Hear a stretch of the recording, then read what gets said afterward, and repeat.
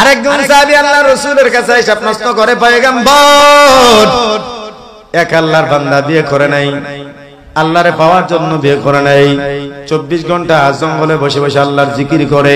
ইসলাম কারে বলে মুসলমানরা ভালো করে জানতেও চায় না। ইসলাম কিন্তু এইটা না, লাল শালু কালা শালু পইরা মাজারে মাজারে ঘোড়া, লাল শালু কালা শালু পইরা 24 ঘন্টা মসজিদে জিকির করার নাম কিন্তু ইসলাম না, ঠিক কি না? আল্লাহ রাসূলের কাছে এসে প্রশ্ন করেন, পয়গম্বর, এক আল্লাহর বান্দা বিয়ে করলো না আল্লাহরে পাওয়ার জন্য, আরেক বান্দা বিয়ে করলো, সন্তান হলো। আল্লাহ রাসূল বলুন তো কে আগে জান্নাতে যাবে?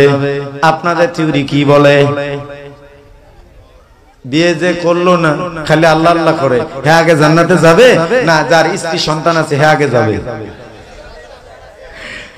আল্লাহ রাসূল বলেন, এই তুমি বলো, যে লোকটা বিয়ে করলো তার স্ত্রীরে ভরণ পোষণের জন্য যে টাকা খরচ করা হয় সব হয় কি হয় না? আল্লাহ রাসূল বলেন, আরেক হাদিসের মধ্যে ফরমান, স্বামী যদি তার স্ত্রীর হাত ধরে একটা মুচকি হাসি দেয়, রাসূল বলেন হাতের আঙ্গুল দিয়া সগীরা আগুন ঝরিয়া পড়িয়া যায়। সুবহানাল্লাহ। আল্লাহ রাসূল বলেন, সন্তান তার হয়েছে, সন্তানের জন্য ভরণ পোষণ দিলে সেজন্য তার সওয়াব আছে না নাই? রাসূল বলেন অবশ্যই সওয়াব আছে। সাহাবায়ে কেরাম বলে সওয়াব আছে। এমন কি আল্লাহ রাসূল বলেন স্ত্রীর সাথে সহবাস করলেও সব হয়। জোরে কোন সুবহানাল্লাহ। এক সাহাবী প্রশ্ন করতেছে, পয়গম্বর, আমরা যে স্ত্রীর সাথে সহবাস করি তার বিনিময়ে কি আল্লাহ পাক কোনো সওয়াব দিবে কি দিবে না?